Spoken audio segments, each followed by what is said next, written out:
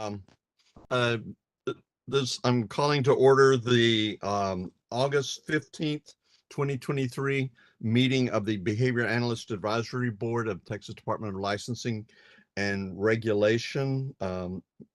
Ms. Luna, would you call the roll, please, ma'am? Yes, sir.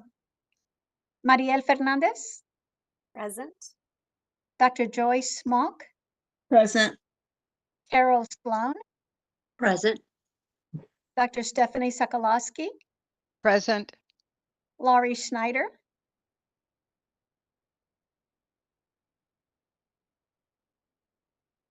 Present. Sorry about that. I'm calling Brian to Finley? order the Present. and Dr. Gordon Borland. present. And we have a quorum. Thank you. Thank you. Just want to remind the members that when you're not speaking, please mute your microphone, but turn it on when you're ready to speak, please. And also, please announce your name when you're speaking so that that can be recorded. Again, just for the record, I'm Gordon Borland. So we have a quorum. We'll proceed through the agenda. Moving to item C on the agenda, open government training. I believe Ms. Pefferly will be providing us that training. Please continue. My name is Laura Pepperly, and I'm the Assistant General Counsel who handles this program. And I am going to give you the Open Meetings Act, Open Records, and APA refresher training. This is something that we need to do for you periodically. And so I'm going to share my screen. Hopefully you'll be able to see it. And we are going to get started on that.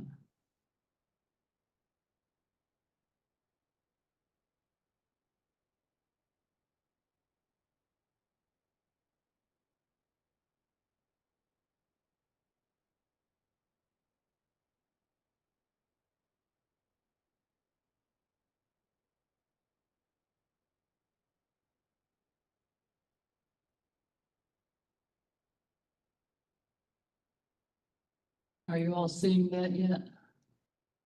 Yes, ma'am. Oh, do you see the training overview slide? Yes, ma'am. Okay. The training today, like I said, is on these laws that you need to know about as far as open government. And there are 3 different statutes. The Open Meetings Act is the most relevant to you all because you participate in these open meetings. The Administrative Procedure Act is more relevant to our agency. It's the procedures of how we need to act. You are acting in our procedures by being one of our boards, and you also recommend rules to go forward and work on the rules. So it does affect the process that we go through. And the Public Information Act is mostly, it's an act where the public can get information from the government, and that's got to do with government transparency. But you're also part of government, so to speak, as advisory board members. So your documents and communications can get wrapped up into a public information request. So we're going to cover all 3 of these, and you can see how your roles fit into those. So without further ado, we're going to start with the Open Meetings Act. And this is the main way that government acts openly and transparently. The meetings have to be, your meetings have to be open to the public, and the public has to be given notice of the meeting so that they can attend. And transparency is always the underlying theme, so we want to be transparent. Quorum, majority of the members is a quorum. A quorum can meet and take an official action when meeting. Then if if less than a quorum meets, you can't take official action, but it's okay to meet if less than a quorum meets. If a quorum meets and it's not in a public meeting that has been noticed and the public is able to attend, then that's where you can get into trouble. So you can do what you need to do for official acts as a quorum, but you can also get into trouble if you're in a quorum and you're not in an open meeting. So deliberation or discussion is when you all communicate with each other, and it doesn't have to be in person. Any way that you do it is communication. If it's on social media, phone, conference call. And it also includes if someone is speaking to all of you, and even if you're not like discussing with each other what that person is saying, if you're meeting in a quorum and someone is speaking with you, then that's a problem if that's not happening in an open meeting. And so a meeting is when you're together and you're deliberating about public business, and you wouldn't necessarily be talking about anything but public business when you're in a quorum together, if you're talking about behavior analysis. So a meeting can be on video like this one. In person, as long as there's a quorum, then you're probably in a meeting. And the notice, this is, the law is big on notice. The public needs to have notice of where, when, how to view the meeting and listen and comment. And so we publish the agenda, and that is the notice, and it tells people what we're going to talk about. And that agenda is one of the reasons why we tell you we need to stick to the agenda, because if it's not on the agenda, then the public hasn't had notice. So they have to have notice of what will be discussed so they can participate if they want to. I'm not reading the slides to you, but if you want me to go back to one, if you want to read something, just let me know. And this one is asking a question about if you're, can you ever meet in an informal setting without being in an open meeting as we are now? And you can, the duties of your role as an advisory board member don't prevent you from going to, behavior analysis conferences and that, where you might run into all the other members of the board or a quorum of them. As long as you're not talking about public business and you're attending, this conference or whatever it is, you're okay. It's expected that you may be in the same place at the same time, and you don't have to be in a meeting if it's not, public business of the advisory board that's going on. The main reason you need to keep aware of whether you're in a publicly noticed meeting is because it's easy to mistake it. Sometimes our boards, we used to meet in person in Austin, and sometimes after the meeting, everybody would kind of hang around and chit chat. And a lot of times, it was hard to keep a quorum from, continuing to talk about the things we'd been talking about in the meeting. But once that meeting was over, it was no longer an open meeting. And so, that they had to be careful not to keep talking about those things. So just, something to kind of keep in mind is that it can happen. You can just kind of fall into it without even realizing it. The walking quorum, if you haven't heard of that, it's when maybe one or two people get together and talk about some of the things about the board business, and then they say, well, let's get, two more opinions on this so we can figure out what we're going to do. Well, if you add people to the conversation, or one of those people goes and starts talking with three other members, that's when you get a walking quorum. You may not all be in the same place at the same time talking about it, but information's being shared among a quorum, and that is not allowed because, of course, you're not a noticed public meeting. Here's an example.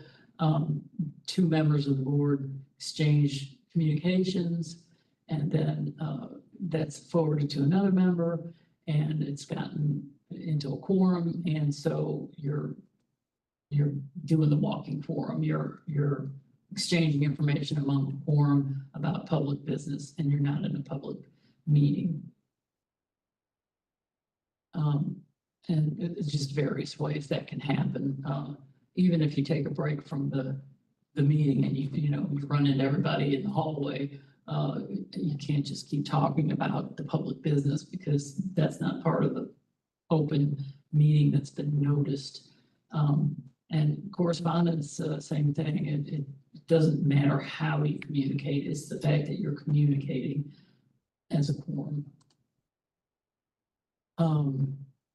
These are some of the things you shouldn't do. I think you can probably kind of figure that out from what I've been talking about, but just avoid involving a quorum in any of your discussion about, the public business that you're involved in on the board, posting on social media.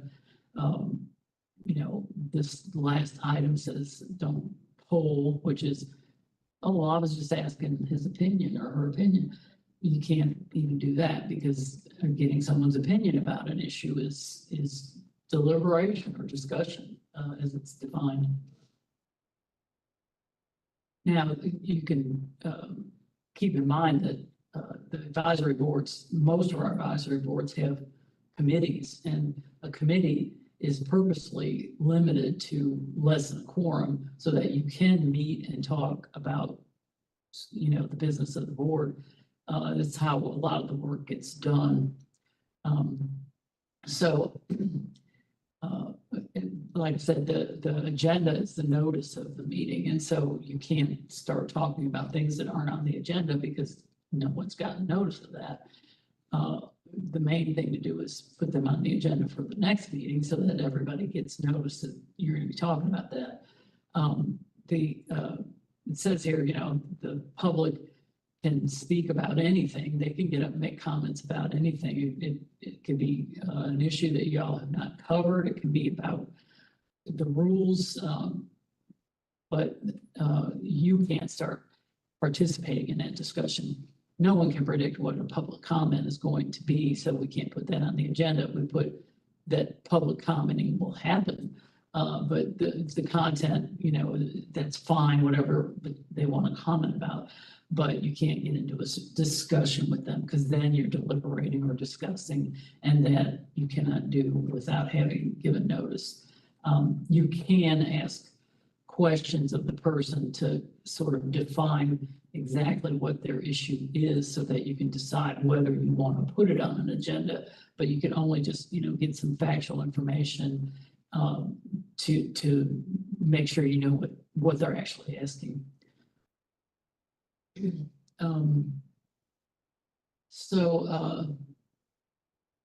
the open meetings, we've covered this. You need to only talk about things on the agenda. Doesn't mean you can't, explore it. As long as you're talking about that subject, that's fine.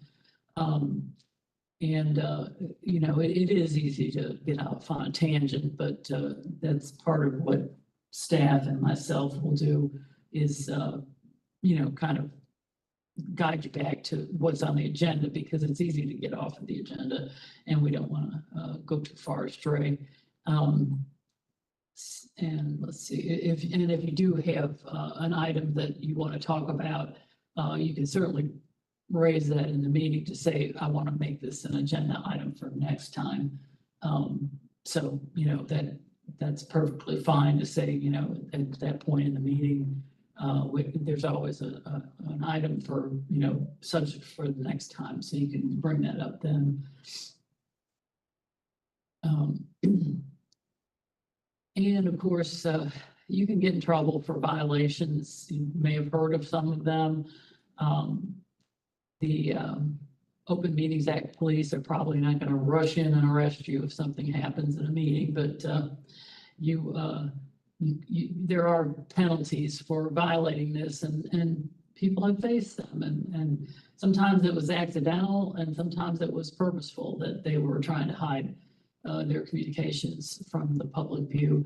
I highly recommend that you not participate in that, intentional or unintentional. It's the unintentional that's kind of a little bit of a landmine, because you can just drift into that without even realizing it. So you really have to be attentive to that.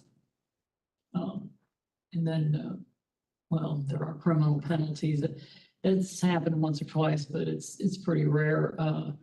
You know, I like to think that most of the time when people, you know, get in trouble for this, they just kind of mend their ways and don't get into legal trouble. And I think that is pretty much a rarity, but it does happen. So main thing, watch out for the quorum, count the people around you. And if you're a quorum, you better be in a public meeting. And if you're talking about public business, if you're not talking about public business, or you're in a convention or a conference about the subject of behavior analysis, you're fine, as long as you're not talking about it in the context of what you do as board members. And there are lots of resources. You'll see the links, they're on our website. You can get them from us too.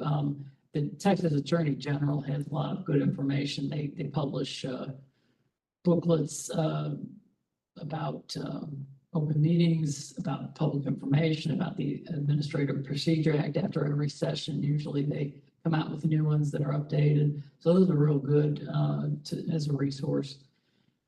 And so we'll go on to the Administrative Procedure Act. Like I said, that this just kind of tells the agencies how to run. And they try to streamline and kind of make consistent how agencies do things. So, you know, you'll see rulemaking, and it happens very similarly among each agency. And it does provide for the public to participate in the rulemaking process, which is one of the main functions of agencies, is to write and adopt rules for whatever it is that they regulate. And so the rule is something that basically implements the law or policy that it affects the regulated entities.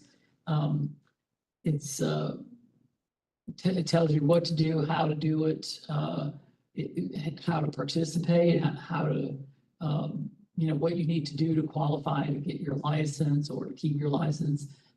Just, you know, anything that applies to people external to the agency. A rule is not something that applies to the agency internally. We don't write rules for that. We just mainly rely on policies for internal.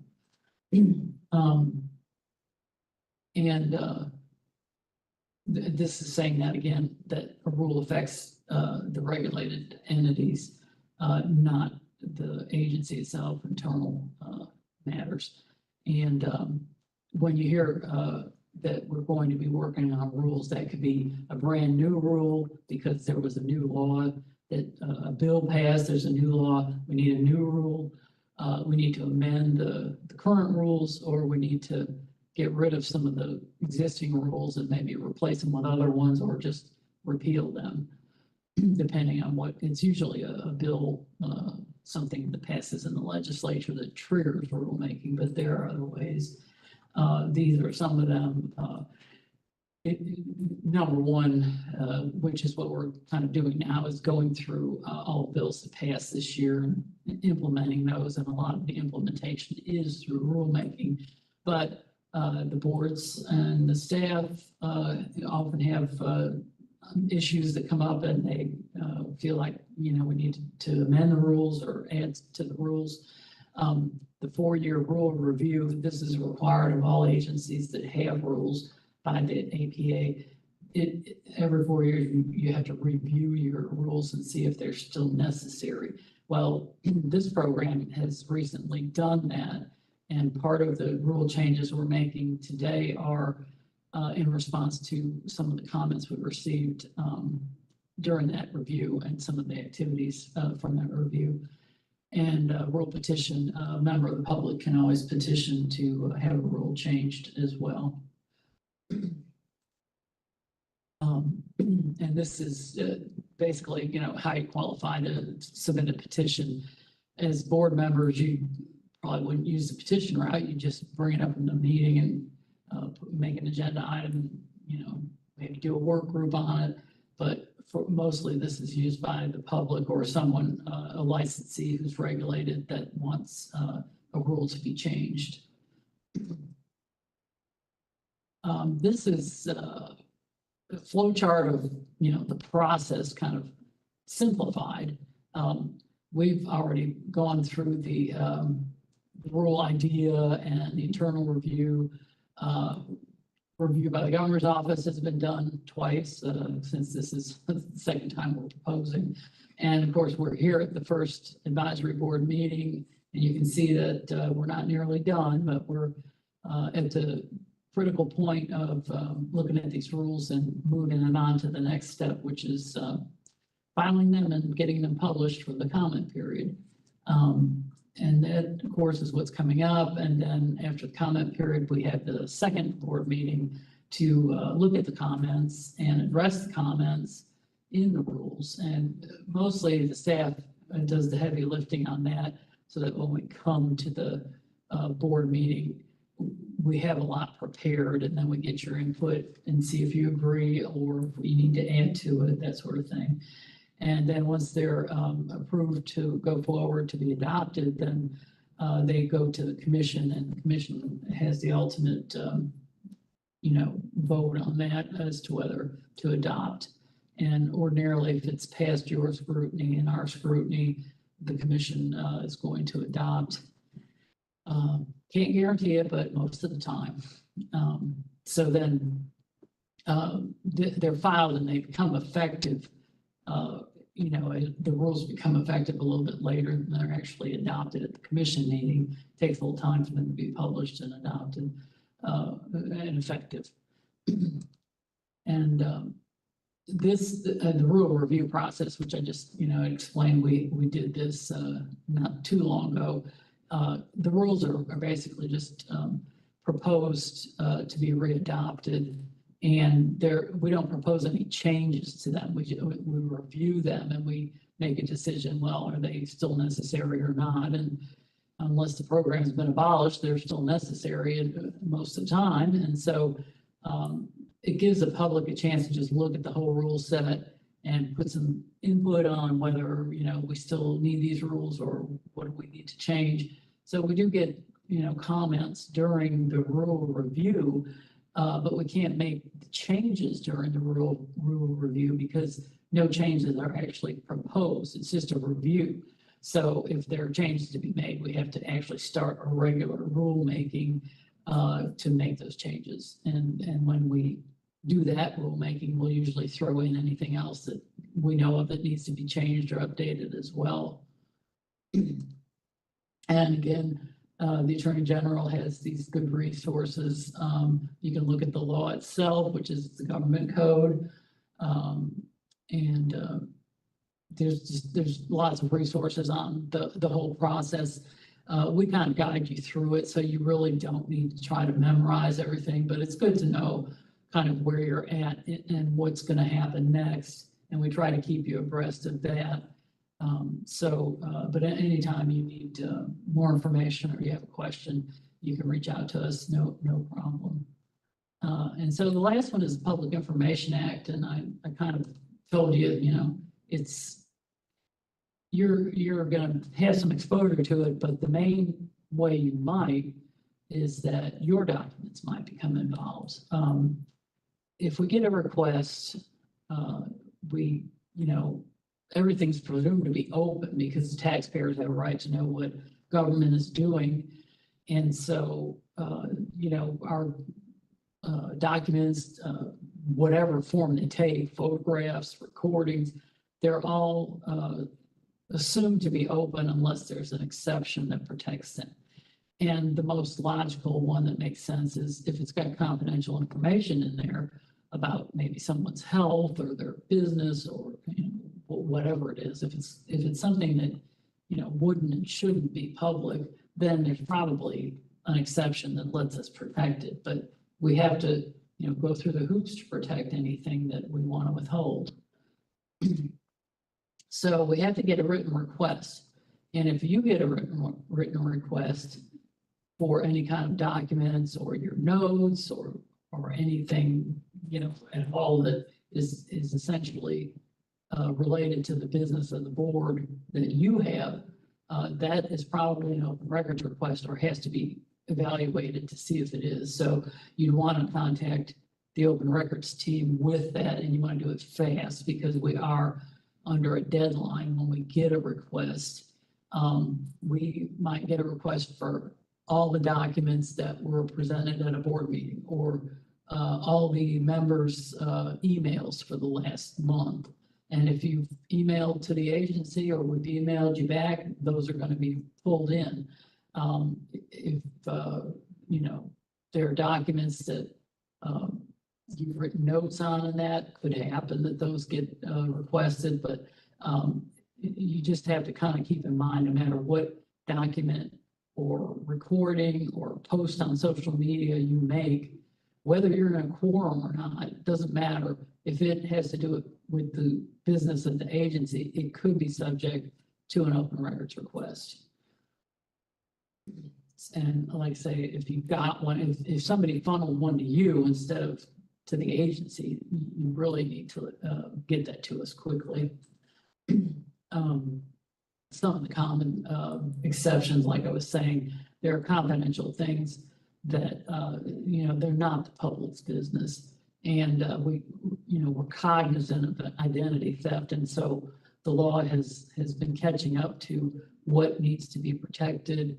That, if people get a piece of the puzzle from one agency and a piece from another, that they could put it together and steal your identity. So we keep a lot of things confidential. And some of you may remember when they used to put social security numbers on everything. They were on public court documents in a public file. And now that's unheard of. We don't do that, but we're getting there. So again, more resources. You probably have different amounts of exposure and training on this from in the past, but if you're worried about something or you have a question or something, just ask, because we get those kind of questions all the time. It's nothing to be embarrassed about if you don't understand it all, because it is complicated. And we're here to help you, and these resources are helpful. So anytime, just let us know, and I will close this out so that we can continue on. If does anybody have any questions about this?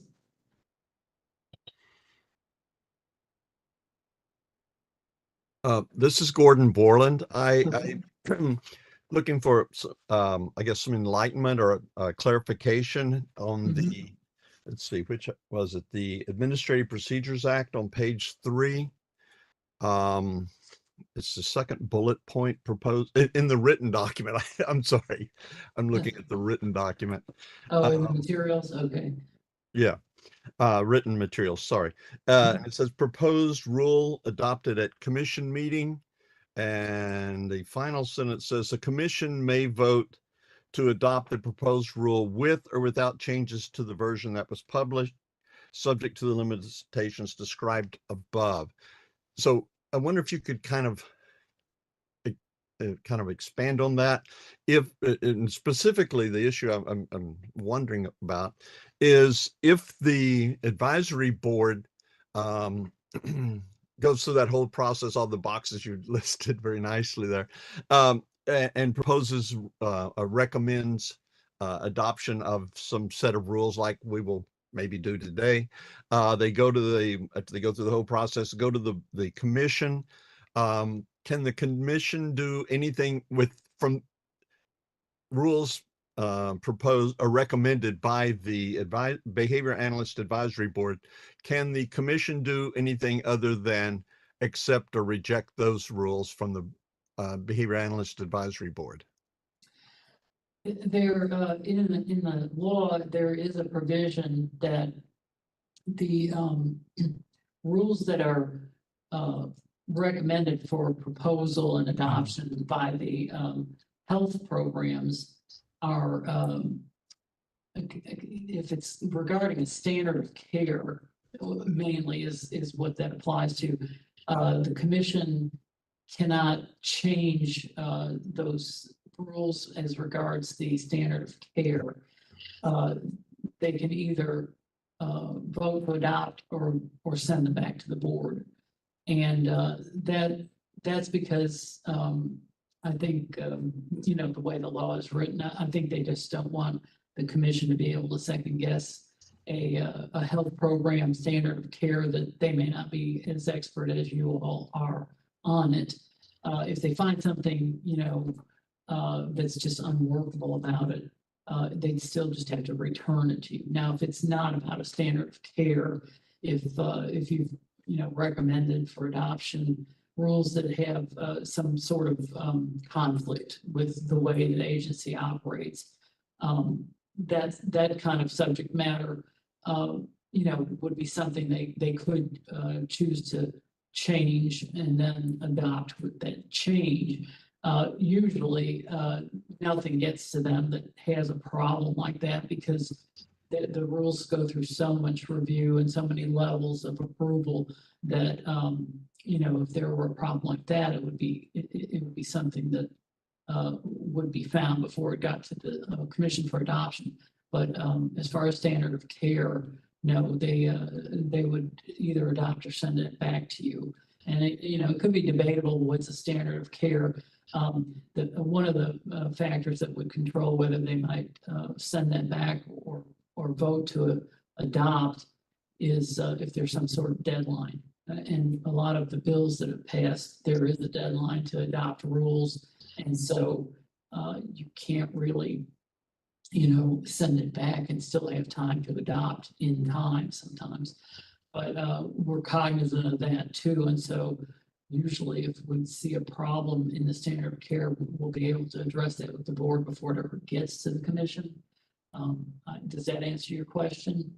Yes, thank you. That was, I think that's an important distinction about the standard of care for the health or Right. medical professions. That was my understanding, but I thought, oh, I maybe have misunderstood and need to get that corrected. So thank you. That's very helpful. Right. Yeah. I mean, it could be something from coming from BACB or something that the commission just wouldn't be aware of. And if it's in your standard of care and they're like, well, what is that doing in there? It could be something like that. And so that's why they can't change it, but they can question it and ask Right. about it and send it back or adopt. So, As well, they should. right. Right. Thank you. Others may have questions or comments. Yeah. Anything else?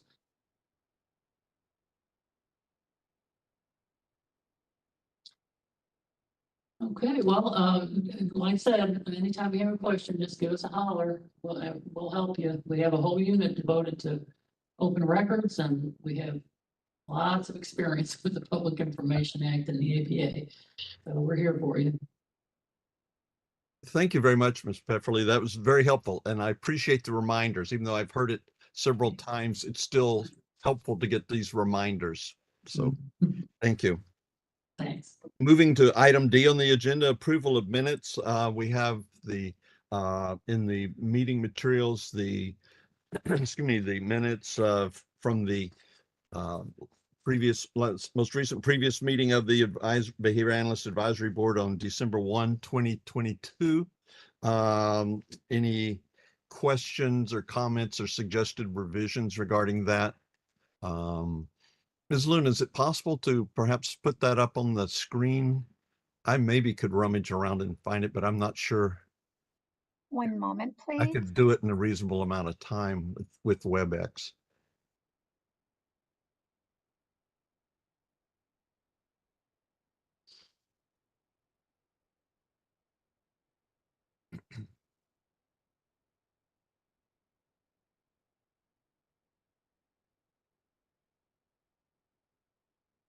Wonderful. Thank you. Mhm.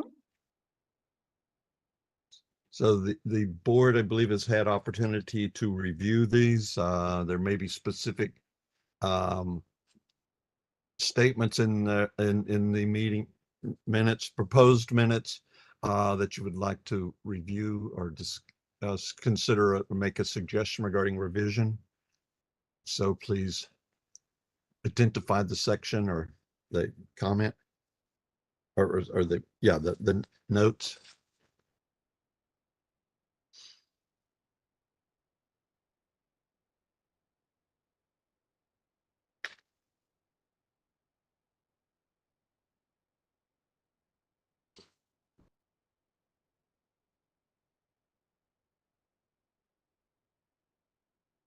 I'd like to make a motion to approve the minutes. Dr. Mock moves to approve the minutes as provided. Is there a second? This is Carol Sloan. I second it.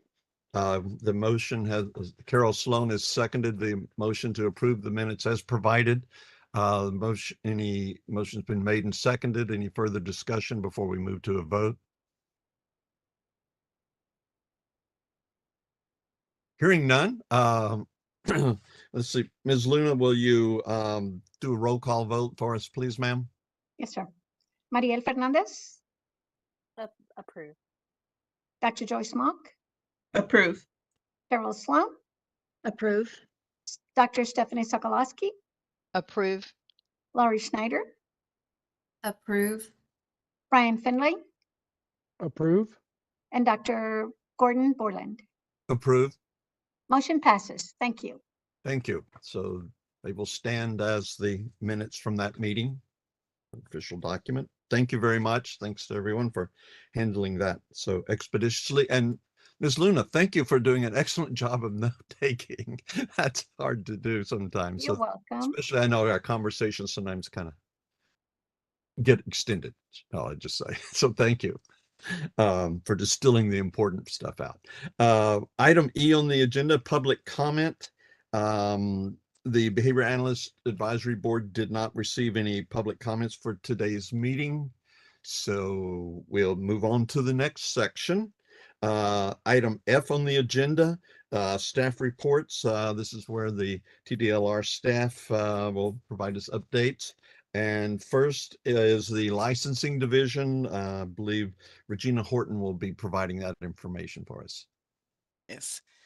Good morning, advisory board members. My name is Regina Horton, and I am one of the team leads for the health professions team. And I will be providing the statistics for the behavior analysts for fiscal year 2023, third quarter. You should have a copy of the report in front of you. So our team, we issued 211 new licenses. We renewed 235 licenses. Online renewals, we had a count of 235, and 100% of those renewed online. The total population was 4,088. For assistant behavior analysts, we have 12 new licenses that was issued. We renewed a total of 10, and out of the online renewals, 10 of those renewed, 100% renewed online. The total population was 151. We have the web emails we received from August 2022 to July of 2023, a total of 418 emails received. Majority of those emails were just license verification requests. And that concludes my report. Do we have any questions? Thank you very much, Ms. Horton. Does the board have any questions or comments for Ms. Horton?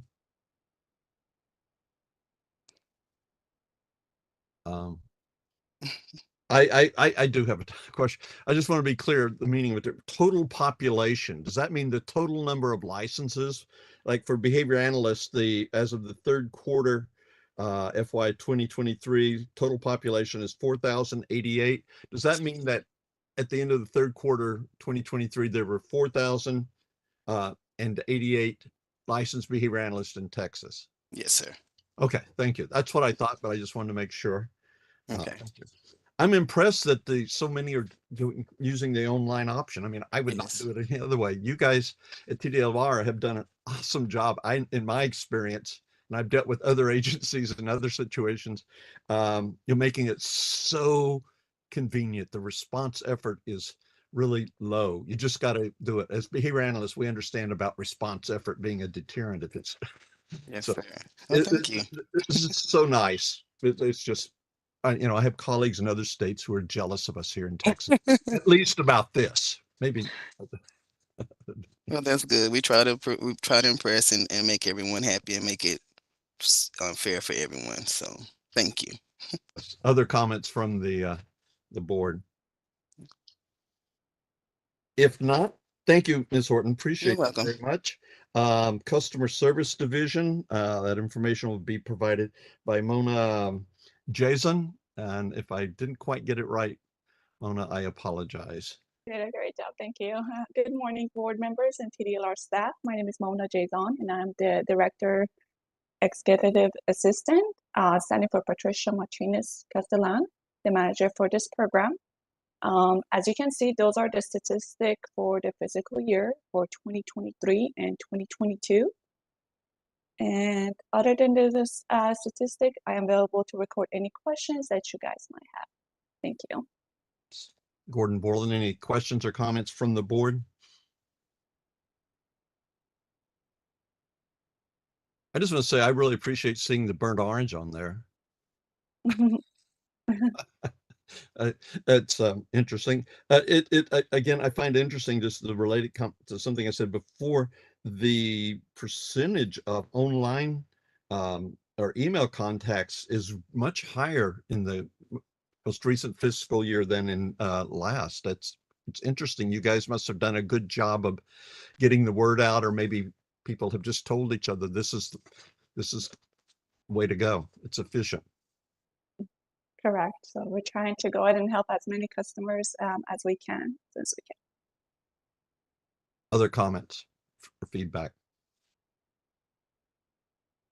Thank you very much. Thank you. Appreciate it. Appreciate the good work that is represented here by the Customer Service Division. Thank you. Thank you. Next report is from the Enforcement Division. Christopher Funderburg will be presenting that information for us. Good morning, Chairman, advisory board members. My name is Chris Funderburg. I'm a prosecutor with the Enforcement Division, and I'll be presenting the Enforcement Division's staff report today. If you take a look at on the first page, you'll see the statistical breakdown through June of fiscal year 2023, and I apologize for looking over here. That's where I've placed my documents. I think it's better to look at these numbers in the context of fiscal year 2022, which actually begins on page 6, though you needn't necessarily flip to that page. I have two documents open, so I'll just be referring back and forth to them. But I think the reason why I think this basis for comparison is interesting is because of it places both sets of statistics into context. If you'll see into 2022, we opened 49 cases. We closed 62. Our average time to close was 211 days. We resolved most within 60%. Most were resolved. 60% were resolved in 6 months, and we had 3 cases result in disciplinary action. Now compare those numbers to 2023. We opened 61 cases. We closed 38. The average time to close was 115 days, a 100-day drop from 2022. We resolved 81% of the cases were resolved in 6 months, a 20% increase. The no cases resulted in disciplinary action. Now, though, as you can see, there's been a tremendous improvement from 2022 to 2023. A reasonable question might be, why did no cases result in disciplinary action? Well, if we take a look at page 5 of the staff report, you'll see that it has a breakdown of the behavior analyst cases that were opened and the reasons that they were closed. You'll see that while 3 were opened, 3 were closed with warning letters where we felt evidence was sufficient to, I'm sorry, this is on page 5, where we felt that the information was sufficient to allege a complaint, but decided for reasons of policy or remedial action not to pursue it to a disciplinary action. 3 of those cases fell into that category. But by far the majority of the cases that were closed in fiscal year 2023 were for reasons of insufficient evidence. I'd like to discuss this a little bit further because I think it deserves a little unpacking. While I was waiting for my turn to discuss this report, I went through the 27 cases that were closed for insufficient evidence, and there's several broad categories where I conclude there are several broad categories for closing cases for insufficient evidence. The first is where we know that we have enough where we know that there isn't enough information to successfully prosecute this complaint, no matter what. Like there is, my standard is if there is less than a scintilla of evidence to support the allegations that are being made in this letter, in this complaint, I'm not going to win at trial. And if I'm not going to win at trial, there's really no purpose in asking an expert to use their time to review these allegations, even though they might raise a standard of care complaint. If the amount of evidence available to an expert was insufficient for them to reach an expert conclusion, why waste their time on that? So that's one category of insufficient evidence where there just simply was no information. The second broad category was complainants who withdrew their own complaints. This is, you can see, actually I found 2 in 2023, but numbers may differ. This is kind of a variety on insufficient evidence, because if the complainant withdraws the complaint, they're the primary source of the evidence that we're going to be using. And if they don't want to proceed, we can't proceed. A variation on this is the anonymous complaint, of which there were several, where we're unable to verify any of the allegations that were made because we don't even know who the complainant is. In this case, typically the respondent will rebut the complaints with some evidence, and some is as greater than none, leads to a closing for insufficient evidence. The final category, and the reason why I'm hesitant to discuss it further, is a jurisdictional one, and not something that I believe can be discussed at this meeting, because it would go beyond the scope of the agenda item that I'm assigned to. I suggest that we create a new agenda item to be discussed at the next meeting, but I will say that is essentially a non-jurisdictional issue that is occurring with some frequency. Aside from that, I believe that the rest of the statistics hopefully speak for themselves. I'm happy to answer any questions you might have. Thank you, Mr. Funderburg. Questions or comments from the advisory board members?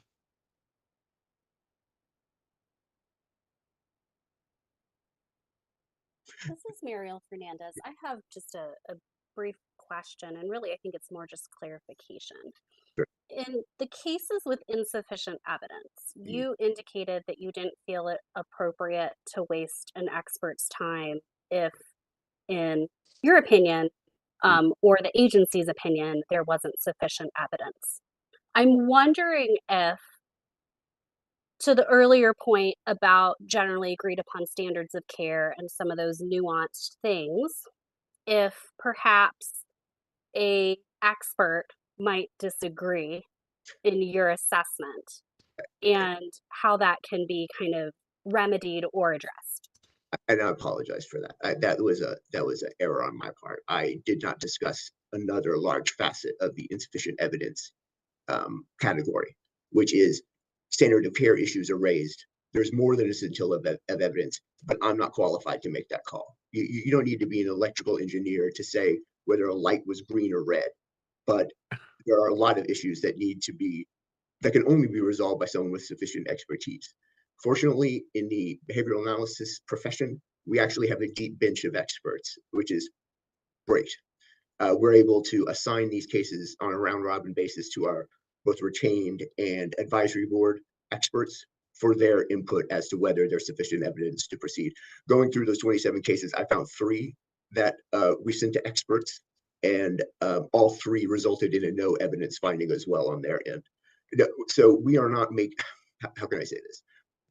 If there isn't even enough evidence for me to proceed at all, like no evidence, like there was just due to evidentiary problems or inability to contact the people who could provide us this evidence, again, I'm not going to ask an expert to weigh in on that. But if there's more than a scintilla evidence, I'm not going to make that call because I'm not qualified to. And that's when we send it out to our experts. So yeah, I apologize. That was a large portion of the insufficient evidence question that I didn't address, but it's vital. The expert participation is really the lifeblood of our case resolution process. Thank you so much for that clarification. Yes, So- thank you. Other comments or questions from members of the advisory board?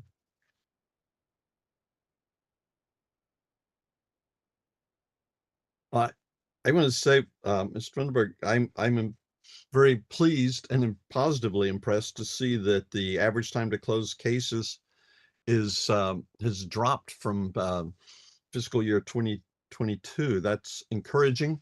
The board's discussed that in previous meetings about how important that is to make sure that while it's important that the public be protected regarding any with respect to inappropriate activities or behavior by behavior analysts, it's also important that if there is substance there, that those people, the public, be protected by any corrective action being taken quickly. On the other hand, if there's no corrective action needed or due, or insufficient evidence situation, as you described, sometimes a person's, being subject to a enforcement review or action makes it difficult for them to earn a living and provide much needed services that are in short supply. So this is good news. So thank you.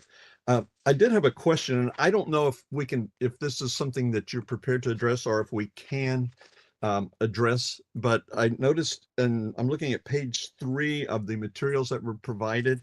This is for fiscal year 2023, alleged codes of conduct violation at opening. And I noticed that the most frequent one was failed to maintain safe environment.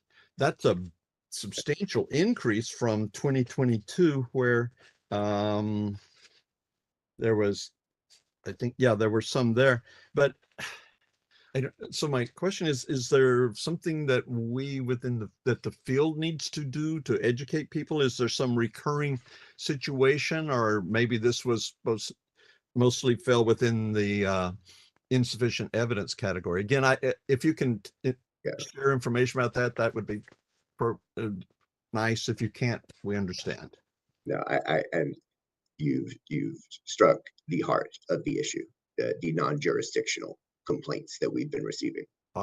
This is the item that I suggest is placed on the agenda for our next discussion, because it would definitely go beyond the scope of what we're of this agenda item for me to discuss it, but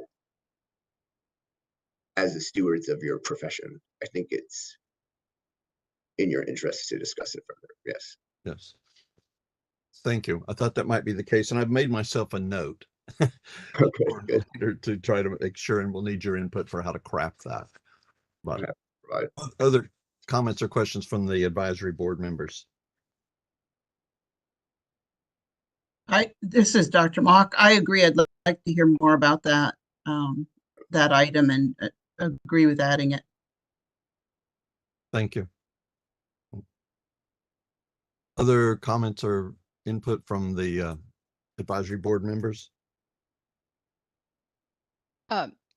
This is Stephanie Sokolowski. I would just like to comment that I appreciate that the information that you showed us today is very clear.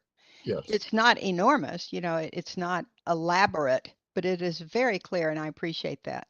Thank you. And that's Chris Wetterberg, that's the result of the efforts of our statistics division, who are incredibly diligent and very thorough in their data mining. So I can't take responsibility for that. That is all them. Well, please extend my comments to the right people, because it is very helpful just to be able to look at it and have a clear impression of the information. Thank you.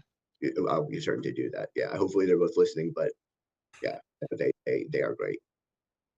I Gordon Borland again. I totally concur with Dr. Sokolowski. So thank you. Thank them for us, please. Certainly, no, I certainly will. Any other comments? from the Laurie board. Snyder here. On the item of failed to provide a safe environment, if that was a consumer, I know we're not going into details, but if a consumer, maybe in relation to a child, a parent reporting, would that category be the same if it was an employee reporting that they themselves felt that they were not in a safe environment? Would those both get recorded on that same area? Yes, there's no, I guess perhaps it could be useful, but there's at this point no subdivision between internal complaints by employees, whistleblowers, and parents reporting what they've seen. Okay. And I feel like I should disclose real quick that some of the insufficient evidence dismissal cases that were generated were based on BACB's own investigations into the same allegations, and those investigations led to the conclusion that there was no evidence sufficient to proceed, and we just followed the BCBA's conclusions in those cases. They're infrequent, but they do exist. Gordon Borland, thank you. Other comments or input, questions from advisory board members? Hearing none, thank you, Mr. Vandenberg. Appreciate the information. Thank you. And thank you to all the staff involved in generating it. Yeah, they appreciate your thanks, and thank you for your time. Sure. Next report on the agenda is the Regulatory Program Management Division. Mary Hoffman will be presenting that information. Good morning, Dr. Borland and advisory board members. My name is Mary Hoffman, and I'll be providing the Regulatory Program Management staff report. Our staff have been working on bill implementation teams, which are implementing new bills for the medical and health professions section that have passed in this most recent legislative session. Our staff also continues to work with internal divisions within TDLR to assist with enforcement, field inspections, customer service licensing, and education and examination divisions. We assist with investigations, questions from customers, and things of that nature, continuing education. And as far as outreach goes for our team, Katie and I both attended the TechSaba annual conference in April in San Antonio, and we continue to work on the TDLR Health Monitor. Our most recent edition was published in June, and we do have one coming out in October. If you have missed any of the newsletters and would like to look at some previous editions, they are found on the TDLR webpage, and that's under agency newsletters. And I am happy to answer any questions if you have any. Gordon Borland, thank you. Ms. Hoffman, questions or comments by the members of the advisory board?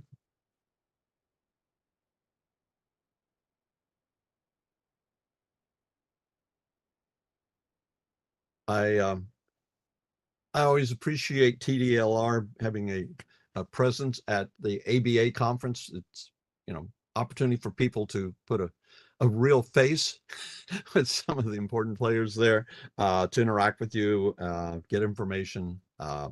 So appreciate Ms. Hoffman, you and Ms. Bryce attending, and hope that next year in, I believe it's Houston, that We will be there.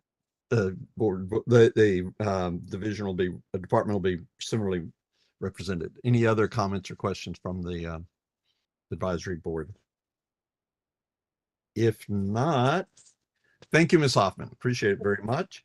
And now we have a report regarding from the executive office. I believe Ms. Pefferly will provide that information.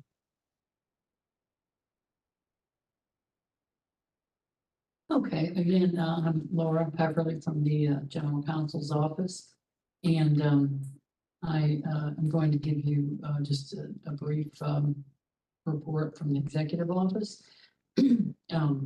First, some staff changes. Delia informed you that Mary Winston is not with us.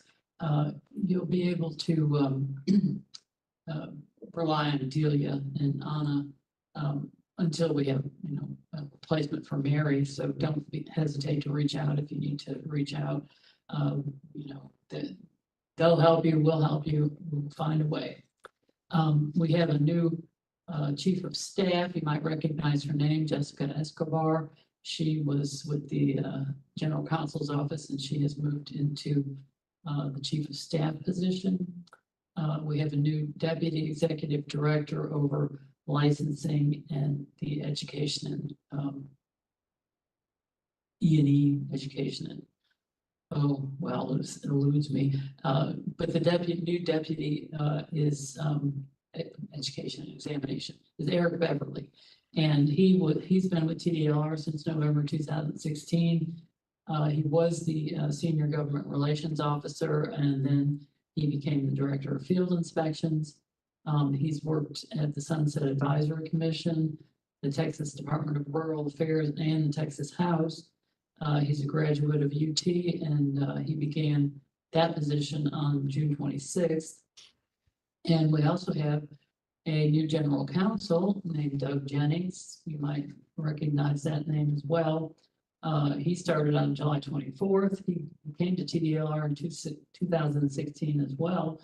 And he was in the general counsel's office handling the electricians, air conditioning and refrigeration contractors, and combative sports programs. And in his colorful past, he was an assistant attorney general for the island state of Yap, which is part of the Federated States of Micronesia. He was a senior attorney for the Mississippi Secretary of State Division of Policy and Research. He also worked in private practice, specializing in intellectual property. He was a journalist in Washington, D.C. He clerked at the Mississippi Court of Appeals, and he has an LLM, which is an advanced law degree in international legal studies from New York University School of Law. So we are happy and impressed with Doug taking on the role of general counsel. And our legislative update, we all know the session is over now. About 8,000 bills were filed, about 1,200 passed. We were tracking 492 of them, and 88 related to TDLR industries, regulated industries passed. So we had 88 bills passed, and those are on the TDLR website page. And Anna's going to show you where.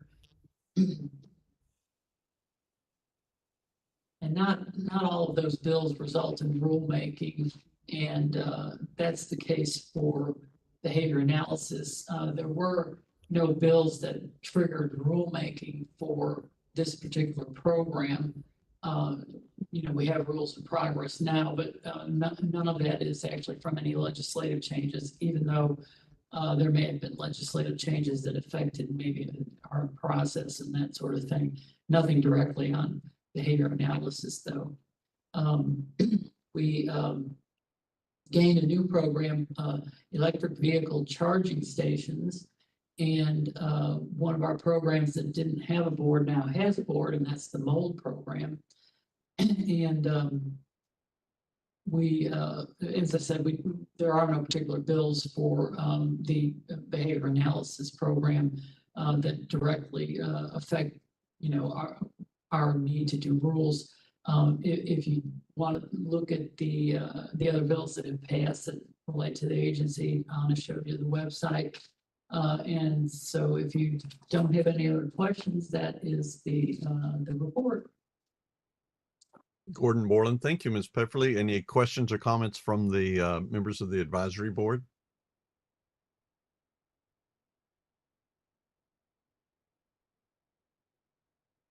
I know the legislative session is a very busy time for staff, and this was an interesting one. And certainly, you guys were monitoring. Even 492 bills to monitor is a big task. So yes. I'm impressed. And we don't just monitor, we analyze them, and Yes. so there's a lot that goes into it. I'm becoming increasingly aware of how much work that can be from my own professional activities. So Thank you. Other comments or questions from the advisory board? Hearing none. Thank you, Ms. Beverly. Appreciate it. You're And welcome. we'll be hearing from you again before long, I believe. So thank you. That concludes the staff reports section of the agenda. Item F. I am wondering whether the board might, before we go into the next section, excuse me, item G, if we might wish to take a break before we go into that. I'm seeing some head nods to the suggestion of yes. So I think let's do this. Let's take, pardon me, a 10-minute break. It is now by my excuse me, clock 11:08 a.m. and we'll plan to resume at about 11:18. So thank you.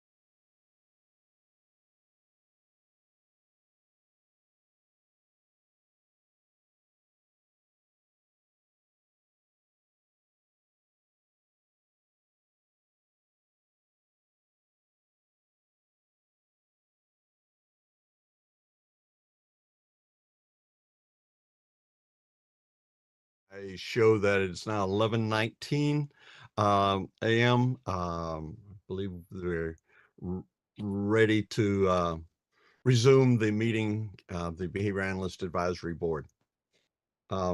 Next on the agenda, item G, is the discussion and possible recommendation on the proposed amendments to existing rules. Quite a list there. And it's available in the meeting materials. And Ms. Pefferly, would you please walk us through this? Yes, sir. Thank you. Again, I'm Laura Pepperly with the Office of General Counsel. And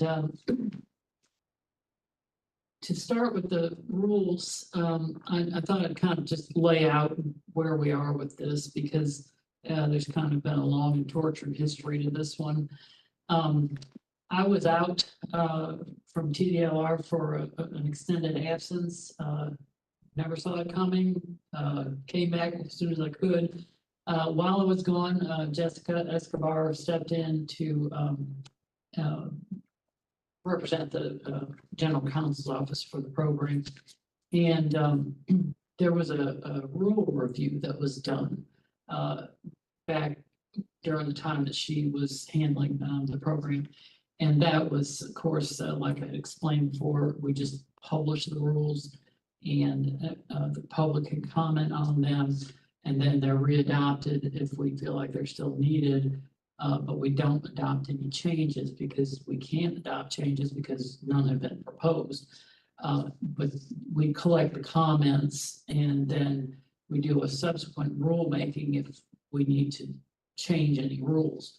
So these rules were actually written and proposed before, and you met and recommended proposing them on December 1st of last year, and they went to publication and they went through the comment period, and then we made a decision to withdraw them before adoption and before we went any further because there had been a comment during the comment period for the rule review, and there was a comment during the public comment period for the proposed rules, and we could tell that there were going to be substantive changes.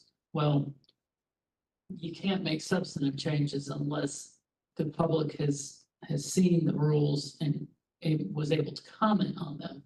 So in order to not waste time and steps, we felt like withdrawing the rules and re-proposing them with the changes would get the job done sooner and easier.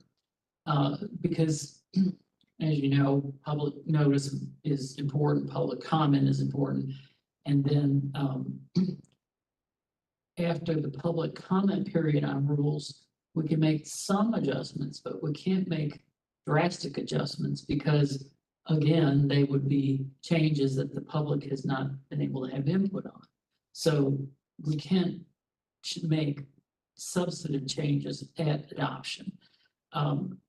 There are some limits on that. And a lot of people feel like, well, the rules shouldn't become more stringent, especially. It's actually the case that when you propose rules, you need to comment on them if you're the public, because they could get more stringent or they could get less stringent. But if something's, if a section of those rules has been opened, anything could happen. So, but we don't like to spring that on people and have them become much more stringent at adoption.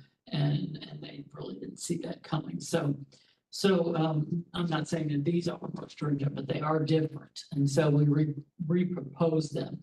And, I can go through anything you want to on the history of them, but for today, I felt like the best thing is to explain to you about the comments and the changes that were made in response to those comments. And we can walk through the rules and I can show you the major sort of substantive changes in the rules. I don't feel like it's worth it to go through every non-substantive change, which is, updating citations, putting in the newer language we use to say something, correcting any errors, that sort of thing. I have the set of rules in the context of the entire rule. I know that this board has expressed a preference for looking at the rules, not the version that's in your materials, which is the red line, which is only the changes, but looking at them in the whole set of rules to get the context. So I have, set like that I can share with you when we get to the point of talking about the rules, and we can just go through that. And I've got highlight on the ones that are ones to tell you about in specific. But you'll see a lot of changes. If you've looked at the rules already, you'll see a lot of changes there that are from the first proposal plus the second proposal and from the comments. And they're, in this proposal, they're really not distinguished. If a change was in there for the first proposal, for the most part, it hasn't taken out unless it's something that was changed because there was a substantive reason or a non-substantive correction to make. So I feel like, if you have any confidence in my ability to convey this to you, you'll know that I'm not trying to pull one over on you or something. It's just to get through the rules a little faster. Unless you want to go through every non-substantive change, I'm fine with not going through them. If you have questions about them, though, that's fine. As we go through, if it occurs to you then, we can just talk about it as we look through them. So I thought I would just address the two comments, and then when we look through the rules, you'll actually see it right there in black and white, what the changes are. So the first comment we had during the rule review was from the Texas Association of Behavior Analysts Public Policy Group. And that they, I should explain, in the preamble to the rules when it's published, these comments are addressed in there. Usually that's something you see at adoption, because after the comment period, we publish the proposal, and then there's the comment period, and then we go to adoption. And at the adoption meeting, where you recommend whether to adopt or not to adopt, that is where the public comments are discussed, not usually at the proposal, because we don't usually have comments at proposal, but in this case we do because of the situation with having proposed these before. So we have a couple of comments that are already addressed in this proposal. Chances are we won't get a substantial amount of comments on this because it's already been proposed once. And with the additional changes, it's still a lot of the same changes, the reorganization and that sort of thing. So in the preamble, there's discussion about the comments, and so you'll be able to read that when they're published. But I'm kind of going to go over that, what the comments were, and then the response. So Texaba PBG commented that during the rural review, they made this comment that certification by the BACB or its equivalent is required to obtain and maintain licensure as an LBA or an assistant behavior analyst. And they requested that we clarify the meaning of equivalent and spell out education and experience requirements of an equivalent certification. And the sections this relates to are section 121.20 to 22.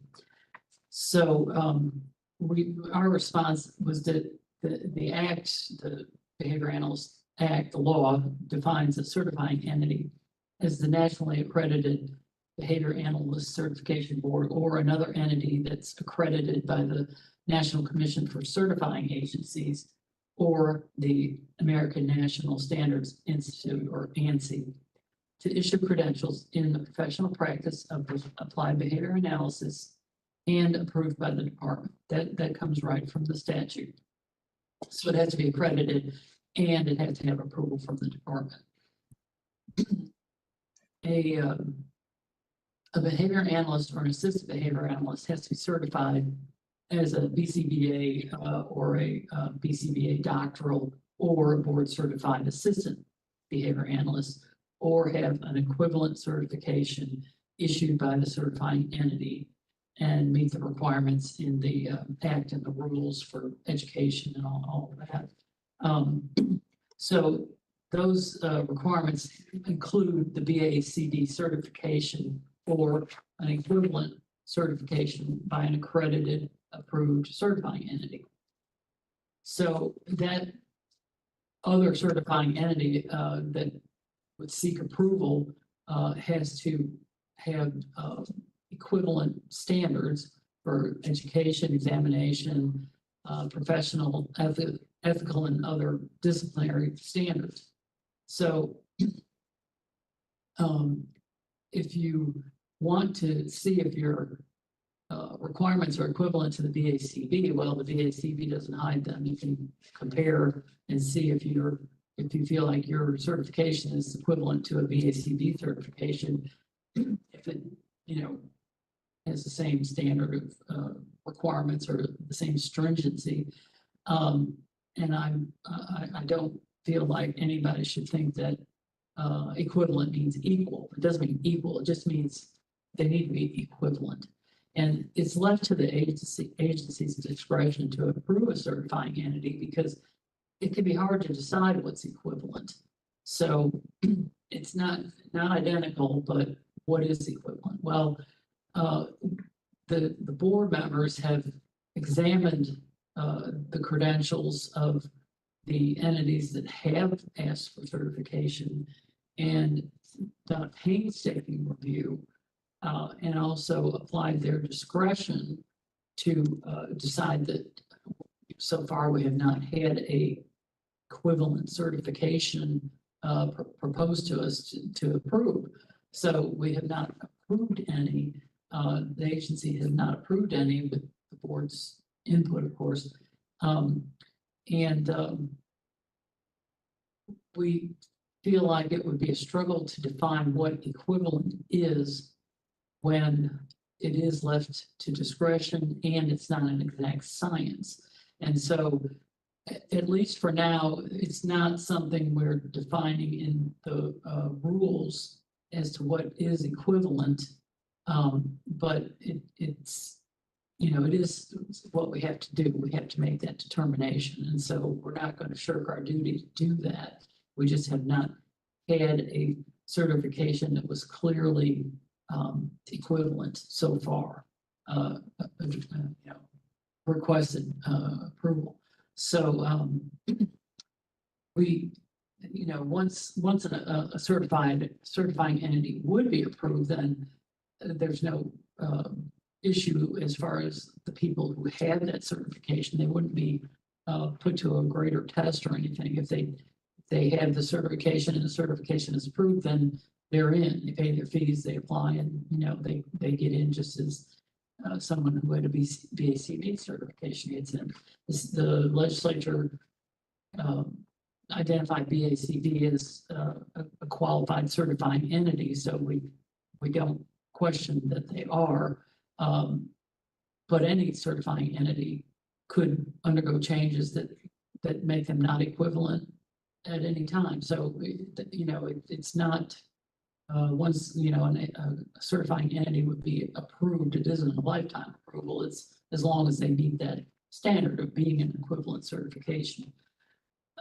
So that response, an explanation is in the preamble, and I wanted to mention the other comment before we go through the rules and look at this, and that is, I did want to make the point that the law does not require the certifying entity to be equivalent to the BACB. It only requires their certification to be equivalent. So the entity itself does not have to be a mirror reflection of BACB. That is, as long as they have that approval from the certifying agency, ANC, or the National Commission for Certifying Agencies, if they have that and the department has approved them, then the only only the certification needs to be equivalent, not the entity itself. And then we did receive a comment from the Texas Medical Association, and they felt like the reference to providers in 121.73A2 should be replaced with license holder. Well, this is a terminology issue. What happened in this proposal, in the first proposal, and it's carrying through now, is that the rules were reorganized, and we had initially had a lot of the professional requirements and the administrative requirements for practitioners in some long sections, and it really needed to be kind of restructured. And so part of that restructuring was to put the telehealth requirements separate from the requirements for basically all of behavior analysis. And we just kind of pulled out telehealth and separated it because there are some terminology and requirements that apply to that don't apply outside of telehealth. And TMA commented that that term providers should be changed to license holders. And that is because in the telehealth section of the rules, the practitioners are referred to as providers. That's the ABAs and the assistants. They're called providers in telehealth. And this was an instance where in the proposal before, the term provider had been used outside of the telehealth section, which was confusing because, well, as you probably know, provider is used just everywhere in the medical and industry. Just, it's a common term, but in these rules, provider is referring to a telehealth practitioner. So that was relatively simple. That term was changed. And then they had issue with the definition of telehealth. And the definition that was in the proposal before was relatively long, and it expanded on what had been the definition. And the source of the definition is Chapter 111 of the Occupations Code, which is applies to telehealth providers, but health practitioners in general. And it's kind of a universal statute that applies to anyone in a health profession. So our Chapter 51, which is our TDLR rules, even refers to the definitions in Chapter 111. And so this definition that was in the rules expanded quite a bit on the definition that's in Chapter 111. Well, in this proposal, we've kind of pared it back to be more consistent with the Chapter 111 definition, because that chapter does apply to behavior analysts. So when we get to that, I can show you the exact wording, but TMA had suggested some wording, and we didn't take their exact wording. We just kind of looked at the Chapter 111 and where telehealth's been defined and their definition, and we came up with one that we feel like is true to Chapter 111, but also somewhat specialized for behavior analysis. So I think at this point, I'll just kind of put the rules up here and we can just walk through. If you have any questions on any of it, just ask as we go through. But you're going to see all these changes in there, but I've got highlight on the ones that I'm really going to draw your attention to, because they are changes that you haven't seen before and are of significance that you really need to be okay with to vote on this today. So let me share the document with you.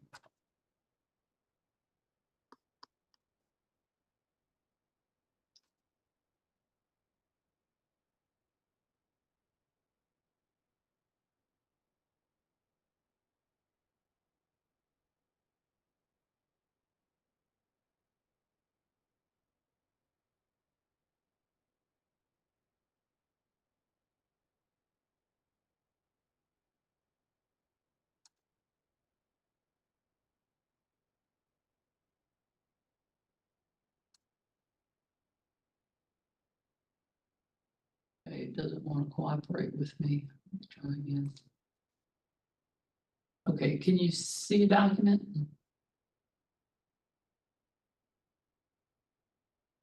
You see the Yes. document? Okay, all right. I'll just start at the beginning here. I had put a table of contents in my version of it, which if you'd like to just look over, you'll see this organization when you see the rules actually published. But this table of contents is after the reorganization, and it's draft, but you can see that there are subchapters now, and that we have the different requirements grouped in under those subchapters, and that helps to navigate the rules. So there's one for the licensing requirements and the board, and the administrative and professional practice responsibilities. That was something that was all together, and it was all the telehealth and the regular, and so that's kind of been broken up. The administrative and professional responsibilities here, those are for all practitioners, and then you'll see we get into a section where we have all the telehealth collected, and so then you see their responsibilities there as far as telehealth, and then go on to fees and enforcement. So you can see that there's a structure to it, and it's divided up, balanced out better. And so anywhere you see green highlight, that's something I'm going to just kind of point you to. We added chapter 111 into the authority because chapter 51 and 506, so 51 is TDLR statute, and 506, of course, is the behavior analyst statute. 111 is also applicable to behavior analysts, and that definition for telehealth harkens back to that. So we just added that in the authority. Added the definition of applied behavior analysis. That was I believe that was another comment that came in from Texaba. But the definition in the statute is long and involved, and it's more like of a descriptive definition. So we just kind of referred people to look at that, because we usually try not to copy the definitions that are in the statute into the rules too. But in this case, we really didn't want to, because it's very long. And so we're just pointing people to that one to look at, because everyone has to comply with the statute as well as the rules, and the statute does very often have definitions that aren't repeated in the rules. In authorized representative, we added the word legally. Someone who's legally authorized. And in the past, we had a discussion about this way back when the program started, and we didn't put legally in there. But the more I researched things, and I saw that almost invariably you'll find that the references are to a legally authorized representative. And in behavior analysis, I think the way that the practitioners need to interpret that is that they don't need to get documentation or something necessarily, but they need to know, they need to ask at least, especially with parents. Are you the custodial parent? You have the right to order this, therapy. How is the insurance going to work? Who is the legally authorized parent?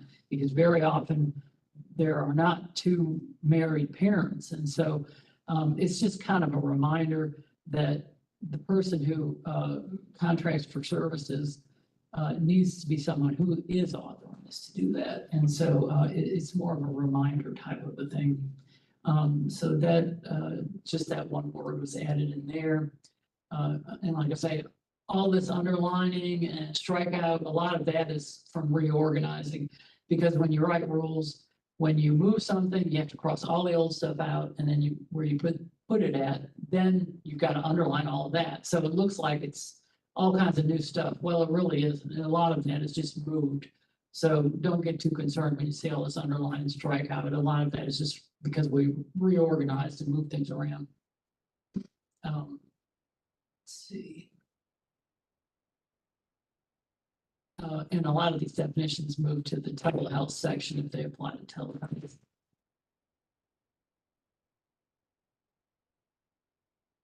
And like I say, if you have any questions on anything that we're skimming over here, feel free to ask.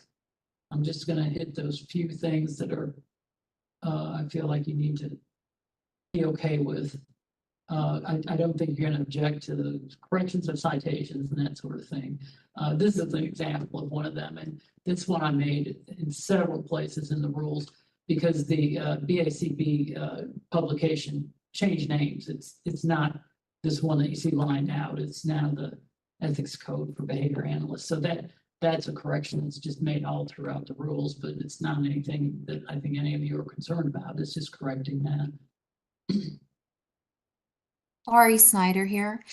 There is something, and we went past it fairly quick, but to Okay. keep in mind, in the authorized section for parents that I know we spent some time looking over prior, which is the understanding that a parent may be a supported guardian, but not an actual guardian.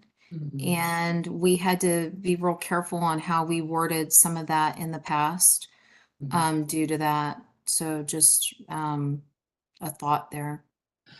Yeah, and in most cases, a parent is not going to be questioned as to whether they have legal responsibility. I mean, parents have legal responsibility of a minor. But if the person is not a minor anymore, or if there is a divorce or there's a custody situation, then it could, be something that the person wants to double check to make sure they are dealing with that legally authorized person. So, I don't know if there's any thing you're recommending to change there. No, you do have to have paperwork that's notarized, so that would fit in with the description of legally authorized. Just I didn't notice with the scrolling through it if they're in any of the sections that state the word guardian, because there's also in Texas what we call supported guardianship. So there's two different avenues there as a guardian of an adult. Right, and I don't believe the word guardian even appears in the rules. Okay. That definition, let's see. There is a definition of client, and that goes into some variations of what a client could be. The definition of authorized representative includes that term legally. So I haven't put legally authorized representative because it's redundant, because an authorized representative now is a legally authorized one because of the other definition. But a client, it describes what a client is, and it in the definition, it doesn't go into guardianship. So, if there is a guardianship, then that's probably something that's documented on paper and then the Yeah, practitioner. yes. I think we had that originally and took it out so that it looks like it's still the same. Right. Yeah, I think it'd be okay on this. Thank you. Sure. And everyone keep in mind that, these rules can be changed, and I mean, they're going to change. Someday a bill is going to pass that changes something, or there's going to be an issue come up in the field, and next time we write rules, we can make changes. If you feel like there are tweaks that need to be made, we can do a work group on them. We can look at that, and the rules we can change the rules. We can't change the law, but we can change the rules as long as it doesn't conflict with the law. And I mean, the legislature can change the law, obviously. So if it has to go that far, that's fine. But lots of these things, the issues that come up, we can handle in the rules. This is this place where the TMA comment was concerned about provider. So and in a few places it said licensee. So it's been changed to license holder anywhere that it doesn't mean provider. So it's license holder outside of telehealth, and it's provider inside of telehealth is basically what it boils down to. And there really isn't any substantive difference between a license holder and a provider, except that you're talking about someone practicing telehealth when you're talking about a provider. So, and that's defined too.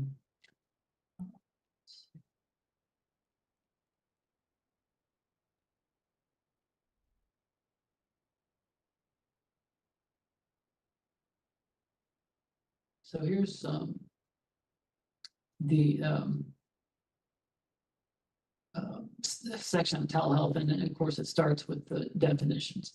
And definition of provider, which basically says what it just said. It's either a behavior analyst or an assistant behavior analyst practicing telehealth, and that's what the term provider is. And it really was just used to not have to repeat that long sentence and just say provider, and then you know you're in telehealth world. And so the definitions that we came down to for telehealth and telehealth services are what you see here. And like I said, the definition is more consistent with the Chapter 111 definition. And I think that telehealth is a simple enough concept that you really don't have to go into lots of details about what's happening, because telehealth is just the way you provide services. It's not the services you're providing so much. It's a method of providing service. So I don't feel like it really needs to get into the content. It's just that, you know, you're not limited on your content when you're practicing telehealth as to when you're in person. You're held to the same standards. You may be using a facilitator when you're doing telehealth, but basically it's, you know, you're subject to all the same requirements and standards. So defining it as just, you know, telehealth is telehealth, you know, it's one person's in one place and one person's in another. It's consistent with the Chapter 111, and it doesn't need to get into lots of other details about telehealth. So, you know, if you're okay with these definitions, they're not drastically different from what they used to be, but they are different from what they were when the rules were proposed initially. And those, you know, the way it was proposed initially has no effect. I mean, those changes are still in here unless they've changed like I'm pointing out to you, but all those reorganization changes and all that you all went through before, they're all still there. They're all part of this proposal. There's a new layer of changes on top of that. And a lot of them are non-substantive. So, you know, if you're like, what is all of this? Most of it is not substantive. So we're using this term telehealth and telehealth services. I've kind of made everything look, you know, consistent with the wording, and here I changed this, these little lists of how you can communicate, how you can't, were a little different, made that consistent. Here we're talking about correspondence, and this C, you can't be using mail, email, or fax as your standard way of corresponding with a person. And then communications generally, the phone, mail, fax, or email, those are not a way that you want to try to conduct your telehealth. You really need to have the video and audio, and not rely on these other, you know, methods. Occasionally for, you know, a phone call is fine and that, but it's not going to be your standard method. This is Mariel Fernandez. I had a quick comment on the telehealth sections. Is there a reason why we chose to use live instead of the more standardized terms of synchronous versus asynchronous transmission? I'm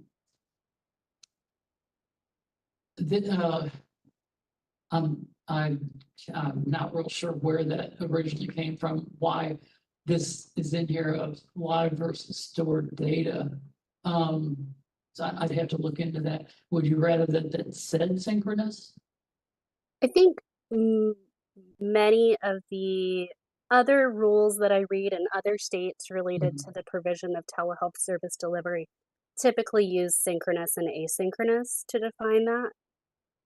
Okay, Katie's telling me that it came from the speech language and audiologists.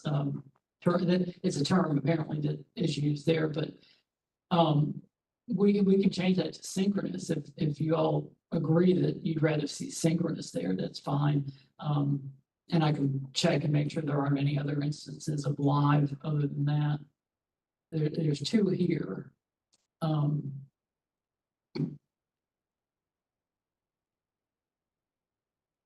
that may have been a clarification that was in the speech language rules that doesn't even necessarily have to be here, but Oh, there it is. Excuse me. This is Stephanie Sokolowski. Up above in kind of parentheses, number 1 has asynchronous. So I don't know. Just we may have asynchronous sprinkled around also. yeah, those asynchronous and synchronous were defined, and then that was taken out in the original proposal of these rules, and I don't think it was, I'm pretty sure it wasn't added back into the definitions in telehealth. And I wasn't real sure why it had been taken out, but it would have taken me a century to question every change that was made. But if you feel like the synchronous and asynchronous definitions ought to be back in there, I can put them back the way they originally were, and I can put synchronous instead of live if that is something you feel like, we should do. That's fine. You'd all have to agree whether to, number 1, restore the definitions, and whether to use synchronous there. Laura, this is Katie Bryce. I wanted to just point out that the language for this section was generally taken from the speech language pathologists and audiologists rule language, because they already had existing rules for telehealth and we were starting from scratch. Those rules were first written in like 2014. So some of the language is, kind of outdated. I think that part of the discussion was that the definitions were removed because 1 and 2 basically give the definition of what asynchronous and synchronous are. But if B isn't needed, then we could take that out, or we could amend the language somehow to what you want.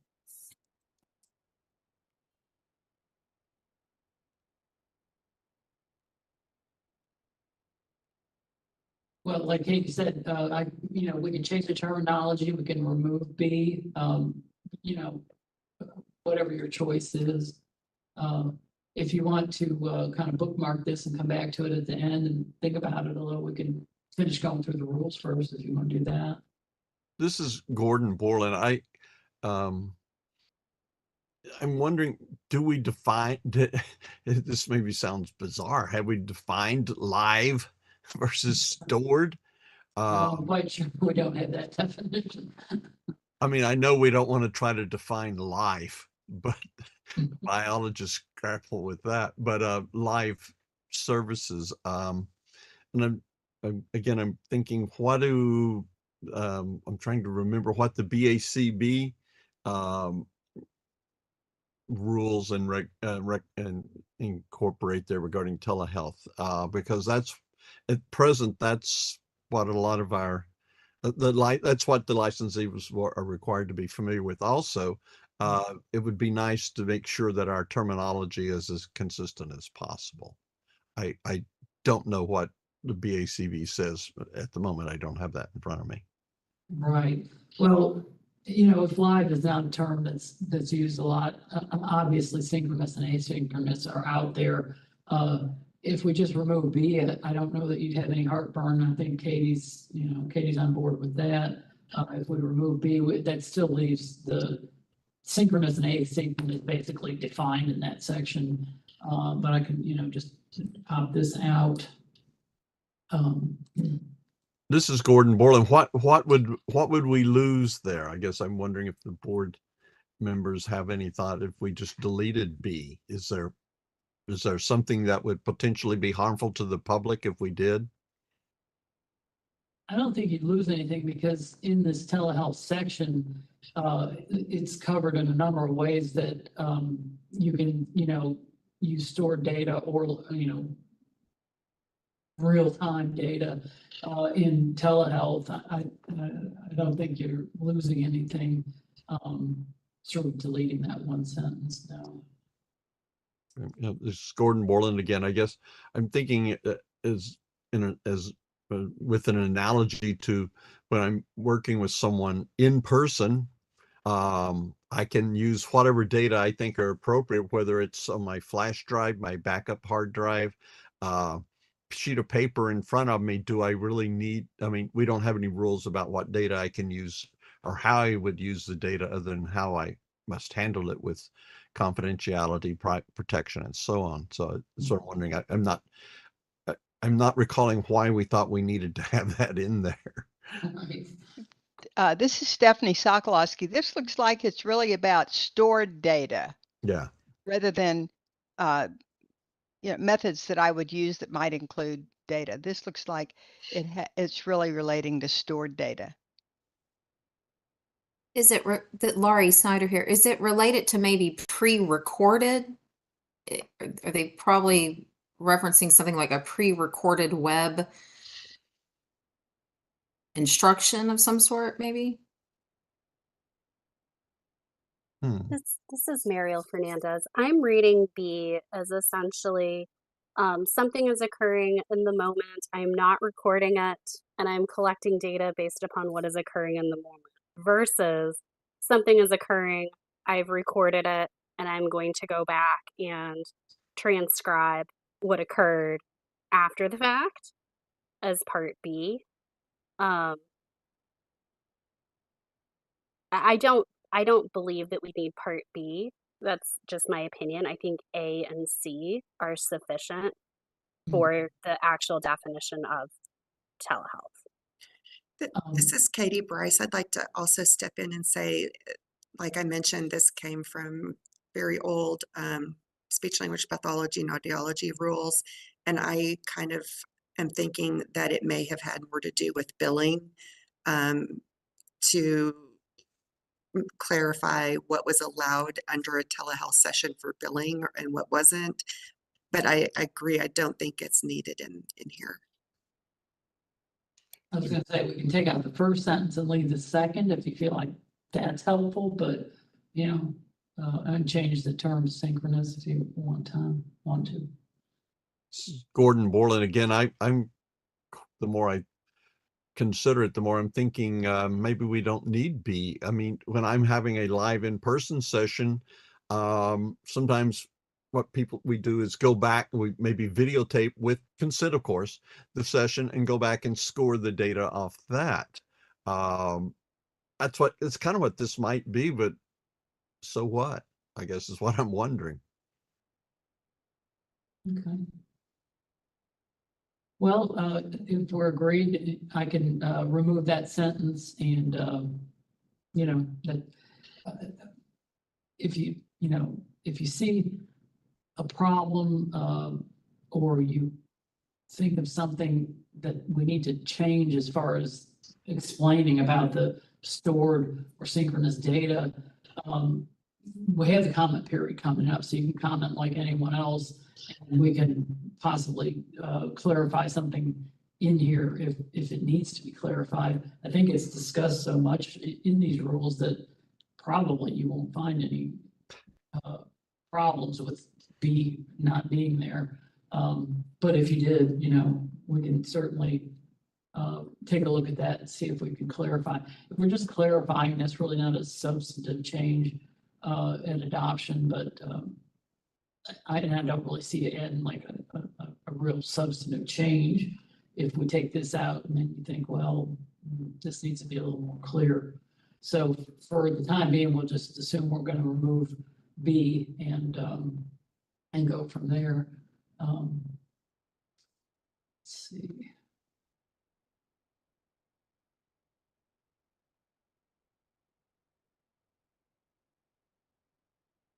And again, we use provider and telehealth, and otherwise it's practitioner or just the license holder. Here, this had said and I changed it to or because if you put and, then it means all three. If you put or, it means one, two, or three, whatever applies. You don't always want to say and I think it is more appropriate. It says or here, because it could be assessment or treatment or management.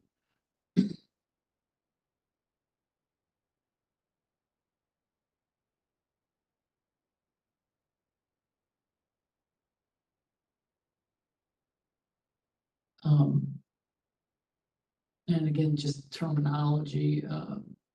And this one, it did not have discontinue in there, and I added discontinue because I feel like in our previous discussions that, no one's obligated to continue if they don't want to. So I thought it would be appropriate to add that there.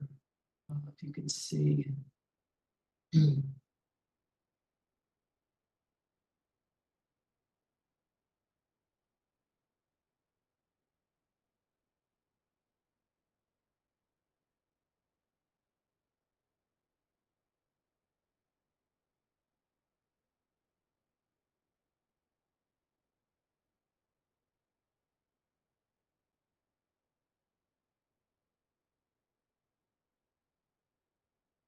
So if no one has a issue with that, I can move that in, or if you don't feel like that needs to be there, take it back out.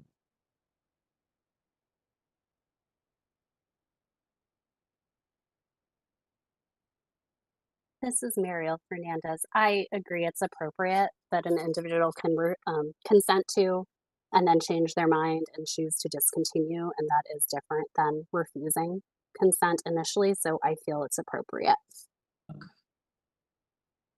This is Gordon Borland. I agree. I think the inclusion of discontinue provides, I think, some needed, some important clarity.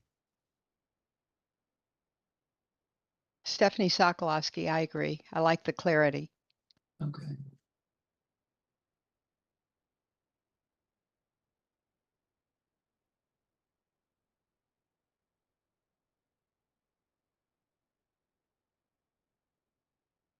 This C or E was added, and this is just sort of informative. It's pointing people to Chapter 100 rules that, there are telehealth provisions in there. There's not anything that conflicts with this telehealth section, but I felt like it was important to just put that in that, you are subject to these rules as well. Might want to look at those. Let's see. This was worded differently, and I just changed it to say the client or the minor client's authorized representative. It had some other terminology there, and I used the term that we're using in the definitions for consistency. And a minor client's authorized representative is going to be that legally authorized representative. I don't feel like that's too huge of a burden on the practitioners, and I would think the practitioners are checking to make sure that the person who's ordering services is authorized to order those services, just for billing purposes and that. So okay, that's the rules all in one document with the parts that are not changing and the parts that are changing. Your red line version in your materials doesn't have all of the text that's not being changed, but there's quite a lot that is. But don't get too concerned about it, because a lot of that is just kind of cleanup and the correcting the citations and that. I've shown you the things that are substantive that are changing for this proposal.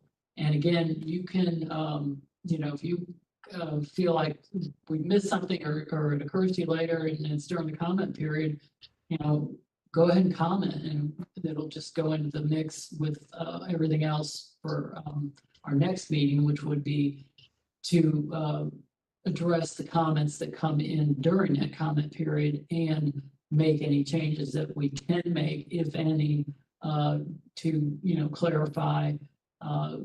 Can't make major substantive changes at adoption, but we can do a certain amount if you notice something in the meantime, and if we get public comments on something that we're not even, it's not even on our radar right now, of course, you'll know about them, we'll talk about them.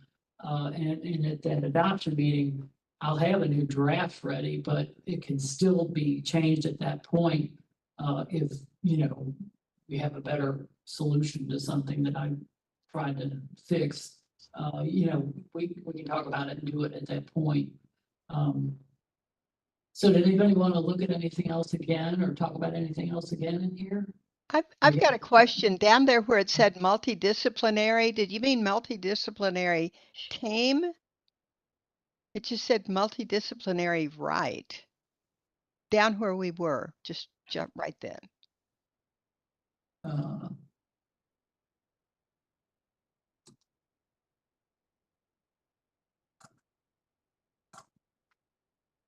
And it was on there's multidisciplinary under A.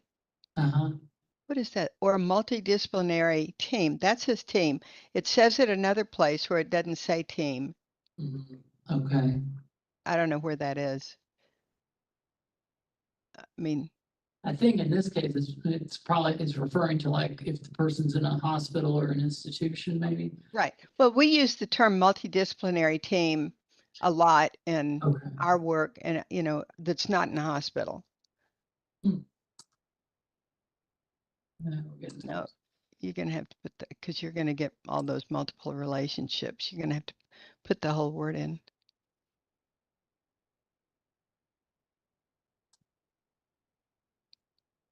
Yeah, that's team. That's team again. Yeah.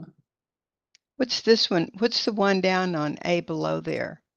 Is that say team? No, that's the same one. Okay. Well, maybe I misread it, but it looked like it had multidisciplinary right, and the right was on the lower one. I may have misread it. Okay. It knows. I can take it back up. There it is. It's okay. To the I was probably the wrong. contents, if you see something else you wanted to look at again.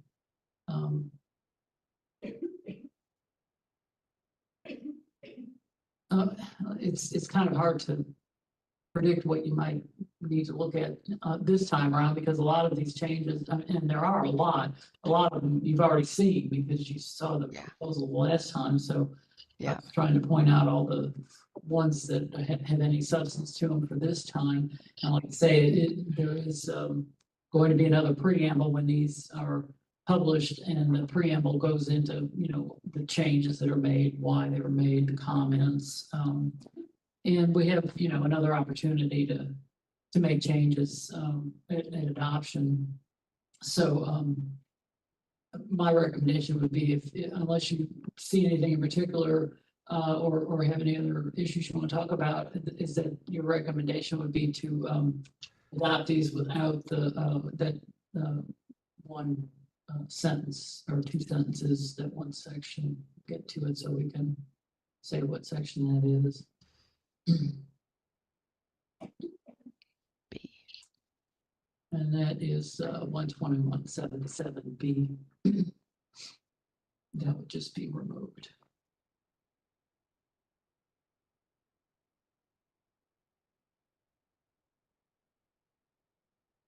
I had a question. I guess this is going back, and maybe this is just more for information for me or clarification. But looking, this again goes back, is regarding reporting requirements. The original previously included in 121.5. Now it's 121.74. And in comparing them, there's some change in phrasing, but I noticed in 121.5, which is being replaced, but item 5 says the license, this is something that a license holder is required to do. License holder to report their license holder's arrest, deferred adjudication, or criminal conviction other than a Class C misdemeanor. Now, that's all, I see that all in 121.74, except for arrest. And then similarly under the former 121.50, A6 was the filing of a criminal case against the license holder. I didn't find that. Is there, I mean, I'm down. just curious why that would be the case. I don't know if it makes any difference. It looks to me like it maybe says you can't be, you're not obligated to report something until such point as maybe there's been a conviction or a finding. Is that what's going on there? Or did I just not read 12174 closely enough? Let's see. They surrender, commence an active Um, style. And this was something that was Suspension. modified at the first proposal, but I'm fairly confident that the reason is that there's nothing we can do against a person, and there's no action that can be taken against them based on just an arrest or certain actions Served. that are not final or official, like a conviction or an adjudication of guilt or responsibility, that there isn't anything we can do. If they report an arrest to us, it's not, it's not been proven yet, whatever the charges are going to be, if there are going to be charges. So it's kind of premature. And I'm thinking that's probably why that was taken out, is that we need something more solid to start, questioning their certification or revoking or taking action, or reporting to BACB or asking if BACB has heard about it. I think that's probably what's behind it, because I know in various sets of rules and in various programs, those kinds of provisions are being taken out for that purpose, and because there's no action we can take based on it. The person obviously is innocent until proven guilty, and if you're just arrested, there hasn't even been charges at that point, at an arrest. So I'm thinking that's why that was removed. As for that if our enforcement folks have any input on that, that'd be great.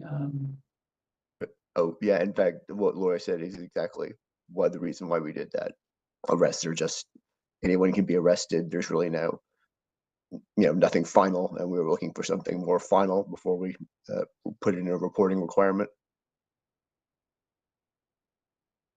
This is Gordon Moreland. Thank you for the clarification. I thought that was the case, but I wanted to be clear, and I also wanted to make sure that is a change that, I think it goes to, I think the revised document goes to better protection of perhaps civil liberties and reflecting the presumption of innocence. But that is a difference. Sometimes people get arrested during political activities and then nothing ever comes of it. Right. I would kind of think that BACB doesn't require reporting of an arrest either, but it's possible. I'm not sure if, and I don't know if any of the members know if BACB does require reporting of that, but they may very well have changed that too. This is Mariel Fernandez. The BACB does require reporting of specific types of arrests that could be related to substance abuse or use issues. Mm-hmm. Beyond that, no, there is not a requirement. Yeah, and they probably wouldn't be able to act on it. It would be more or less to follow up and track what happens. I think, is why they would need to report that. It's just so they can, see if it develops or not. But yeah, they wouldn't be able to take action just on an arrest. This is Gordon Moreland. I mean, that really goes to the competence to practice issue, Right. Which is a whole different issue, I think. Right. Thank you. Okay. This is Gordon Moreland. Any other comments or questions from the members of the advisory board? Thank you very much, Ms. Pefferly, for this carefully prepared and discussion. I appreciate it, you leading us through it and recognizing that much of what's basically in the proposed changes we've already looked at. Right. a big change is, of course, the segregation of telehealth into a separate component, separate subchapter, I believe it is. But any other comment or question or from the members of the board, or further information by Ms. Pefferly or other staff?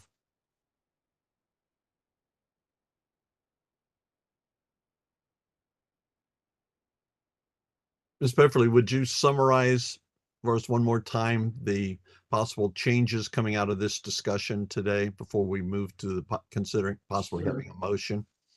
Yes, the recommendation is to approve the publication of these rules with the exception of 12177B, which is the part that we would remove, and otherwise everything else would be as is, by removing that one subsection. It takes care of the live language that was in there. And so that would that would be the recommendation. And I really don't have anything else to summarize. When the rules are published, it's a good idea to go and look at the preamble and the explanations and discussions in there, because if you want to comment, that is the time to do it, is to look at the preamble, look at the rules as they're published, see if you see anything that you have an issue with, and then comment if you do, so that we can address it after that comment period before we go to adoption. Gordon Borland, thank you. Any further comment or questions by the members of the advisory board?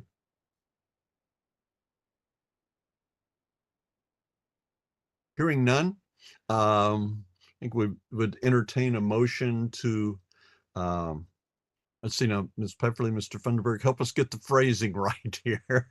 I remember we wrestled with that last time, that we are proposing recommendation to the commission of proposing. Okay, what am I saying? Proposing acceptance, approval. I'm not sure. Approval to, yes, to publish the proposal for public comment. Yes. There we go. Yeah, that as with the recommended change to that one section there, deletion of item B there in section 12170. I'm not seeing the reference. 77B, yeah. 77. Okay. B. Mhm. So would someone like to so move? I'll move. Stephanie Sokolowski, I move that we approve the publishing for the proposal for the published comments, deleting section 121.77B with that deletion. Thank you. This is Mariel Fernandez. I'll second. Okay, Dr. Sokolowski has moved that we approval for recommendation for public comment of the revised rules. Ms. Fernandez has seconded. Is there any further question or discussion? Are there? Hearing not, let's call the question. Ms. Luna, will you call the roll, please? Do the roll call. Yes, sir. Mariel Fernandez, Agree. Dr. Joyce Mock, Approved. Carol Sloan, Approved. Dr. Stephanie Sokolowski, Approve. Laurie Snyder, Approve. Brian Finley, Approve.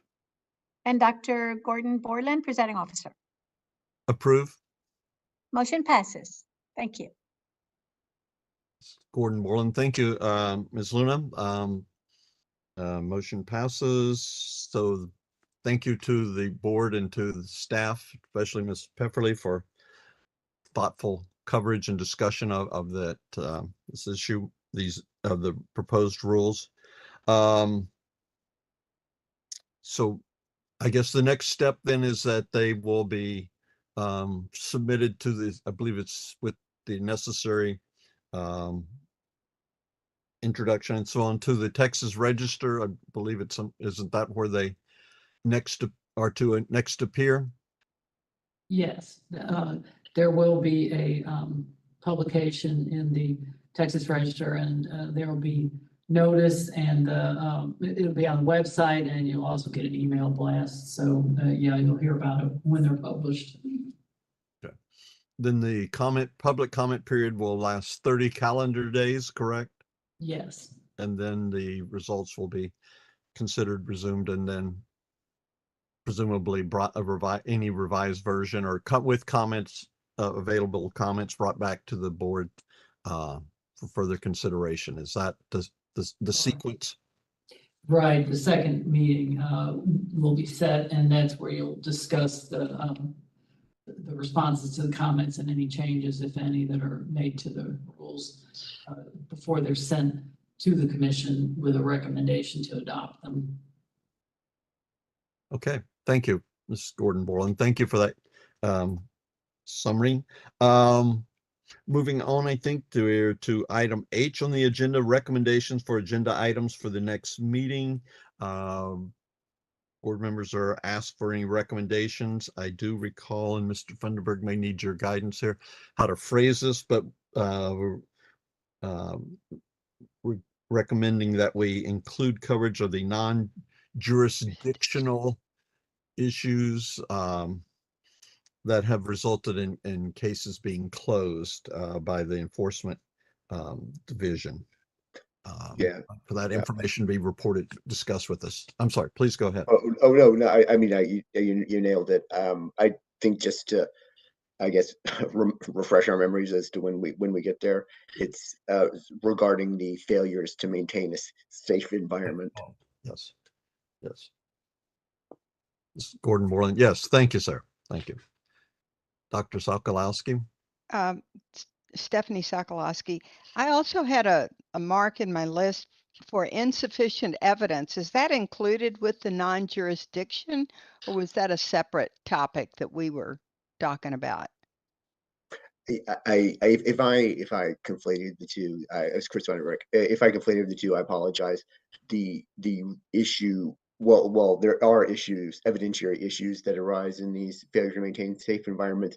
The real problem is a lack of regulatory jurisdiction granted to us by the legislature, in my opinion. So Okay. yeah, I think between the two, it's safer to stick with non-jurisdictional. Okay. Okay. I just had that mark and I thought, let me comment that. Okay. Thank you. Thank you. Gordon-Borland, thank you.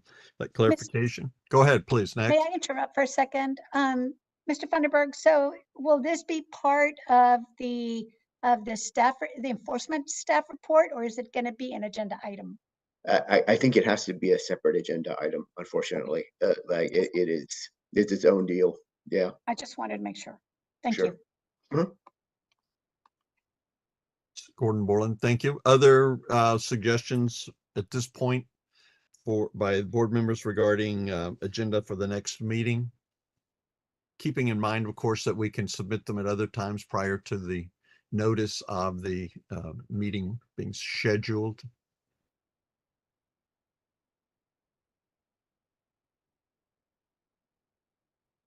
Hearing nothing else, I assume we move on to item I, the discussion of the time, date, and location of the next meeting. I suspect that where we are is Ms. Luna will poll the board at a later time for a future board meeting whenever, and I'm assuming that means probably after the public comment for the proposed rules has been received and reviewed by staff, and then recommendations kind of evolve from that. That is correct. So that will be more than 30 days from now. Just so this is Stephanie Sokolowski. So probably October or November, depending on how long it takes the staff to kind of get things together.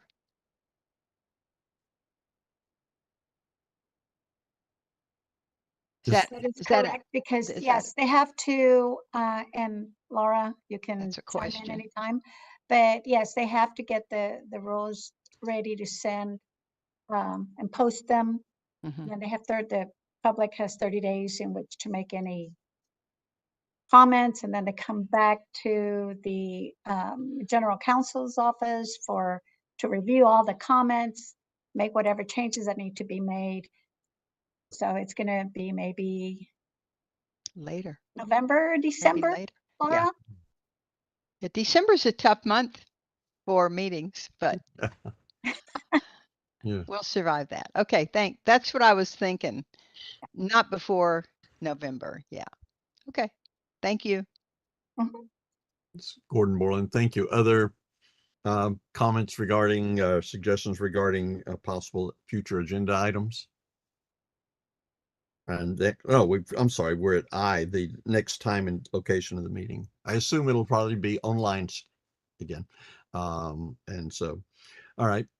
Hearing nothing more, I believe we're down to item J, adjournment. I want to thank everyone who's participated, all the board members, the staff, for people making their time available, for their thoughtful input and discussion, for the work that goes on behind the scenes, and to all those people that we don't see who obviously play an important role in everything being available for discussion. So with that said, it is now 12:30 p.m. August the 15th. The meeting is adjourned. Thank you.